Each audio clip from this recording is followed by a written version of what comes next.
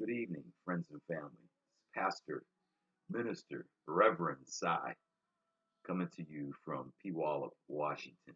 Puyallup, Puyallup.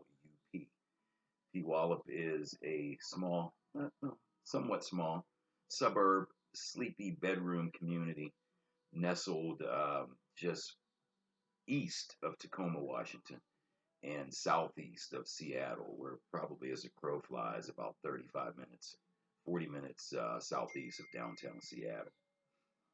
I'm in the study tonight. It's just Frank and I. He's down there on the floor finishing up my essay for my chaplaincy studies course. This course was designed to be a 20-week course, but with the COVID raging and the stay at home, I've done this course probably in maybe half the time because, frankly, I don't have anything else to do but study. So I think God had everything aligned just perfect for me. I'm not driving because of the DUI, which was dropped, but I still have my license suspended for 90 days, which probably is all. The whole thing was a blessing. Um, being arrested for a DUI and put in jail actually for 2 hours and wearing an orange jumpsuit did not quite work for me, to be fair about it. But it was an eye opener for me. And that was my message and from God to say, okay, you need to change your ways. So on March 1st of 2020, I stopped drinking. Today, we still got about 50 minutes left, is August 1st. So this is my 5-month anniversary with sobriety. I am clean. No drugs, no cannabis, no drinks. I am clean. And as you can see, my skin has gotten a little bit clearer. I feel much better. And yes, I continue to lift 6 days a week. Um, Even though our gym is closed, my brother, Brian Fath, in his infinite wisdom, and I liken him to Noah building the ark, put all that gym equipment in that garage. And his wife, Catherine, and I we just gave him a hard time and said, there's too much. You can't even get all your vehicles into the garage. But lo and behold, here we are right now.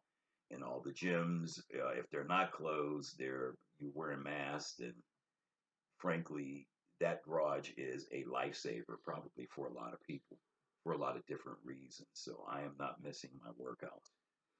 Um, it's just been a remarkable ride these past 5 months. A lot of you may have read my article, which was entitled "Out of the Storm," which kind of chronicled my depression and the years that it was at its worst. Predominantly, that was 2014, 2015. Got a little bit better in 16, and it got kind of out of control up here with the drinking, and you know, it just is what it was. It is what it is, and I needed to stop, and that happened on March 1st. And frankly, I have not looked back. On March 17th, St. Patrick's Day, there's probably some reasoning behind that too. I gave my life up to Jesus Christ and said, I will be whatever you want me to be. And God has not wasted any time on putting my nose to the grindstone, uh, doing these seminary courses right now. And then this fall, being a volunteer chaplain at a cancer facility, which is Catherine's, where she's a business partner in. So there's a lot of God is at work on so many things. It's hard for me to even take a deep breath and just grasp all this and bring this in. It's remarkable. It's really hard. I'm awed. Each and every day I get up, I just feel like my faith continues to be strengthened.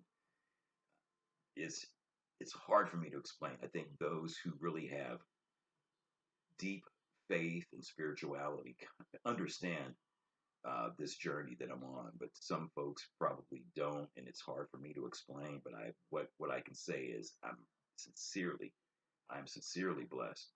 I love the road I'm on right now. The The depression, I don't know if I'll ever get rid of that, but it is certainly not as bad as it was. I know how to manage it. Uh, Not drinking and being sober has certainly helped. Working out has absolutely helped. I started back into the gym in earnest when I was living in Denver, in Aurora, at a gym called Colorado Pro Gym. And I really give a shout out to them because those folks in there welcomed me with open arms when I really needed welcoming the most. And that's when I started getting back into fitness. And I have not, frankly, I have not looked back, nor will I, because everything right now is moving forward. God came to me one night and woke me up out of bed. Frank, you were there. Frank asleep, and said, stop looking back. Stop trying to change things that you can no longer change. Your future is your future. Worry about tomorrow. Worry about the next day. You can't change things in your future or your past, excuse me. So I will not. Uh, there is a lot of anguish, a lot of things that happen that I can't control at this point. What I can say is that I will be a better father, a better brother tomorrow than I am today, and then I will rinse and repeat that process consistently. That's what I owe. I owe that to God. God says, as long as I stay on that righteous course, I will be all right. He always tells me, don't take an exit. Stay on that righteous highway. So that's what I will do. And I will definitely be able to help others. It's hard. I always thought, and I've always been kind of a cynic, but you can't, it's hard for me to lecture somebody, or it's hard for me to be lectured by somebody about drug use if you haven't taken drugs. It's hard to lecture somebody about alcohol if you never drank. How could you lecture me on that? And it's hard to lecture or try to help somebody about depression if you've never been depressed. So I feel like I can bring a lot to the table. I didn't reach out for help, unfortunately, and I should have, but I was so proud and I was deathly afraid, terrified that if people found out that I was depressed in my job, that would have been the end of my career. And protecting people and traveling around the world and carrying firearms to protect others, the last thing you want is the moniker of you being depressed. So I went to great lengths to hide my depression. I just put it in a little package, put it deep in the back of my soul back here, and act like it was never there when it was there. And it continuously got worse. It got worse until one day I decided I was going to take my life. I had it all planned out. There was no lack of courage on my part. I knew that I was going to end this. I had it perfectly laid out in front of me, and God intervened. If those of you who want to read that article, Out of the Storm, feel free to reach out to me and I'll send it to you. It's not an easy read, um, but now I'm definitely in a better place. I'm in a better state of mind. My physicality, my spirituality, everything is jiving up to be pretty good. I feel healthy again, without any drinks or drugs in my system. I feel like my skin has gotten better. Yeah, I'm still, yoking it up here. But I will always do that. But that'll be, that's my badge of honor of being in the gym because when I had nowhere else to go and I felt like I was at the end of my rope, I did have the gym. So that is very, very, uh, it's a big thing in my life. Just as much as it is getting on my knees and praying and reading the Bible and my devotional times at night when I'm just reading my meditation, all that is part of this package moving forward. So I should be done with my essay by tomorrow. I'm actually well over the word count.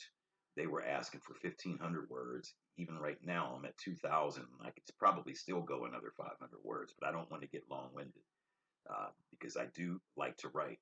So these essays slash thesis or whatever they want to call it is right up my alley. So that's it. I just wanted to say hello to everybody. Frank, Frank, you want to say hello? No, his tail's wagging anyway, so he's not very photogenic right now. But it is Saturday evening here, 11:19 on the West Coast. For those of you still up, I might post this. Maybe I'll post it tomorrow. But I did want to at least show you how I'm doing. I know you see the pictures online and all that. And I'll stop.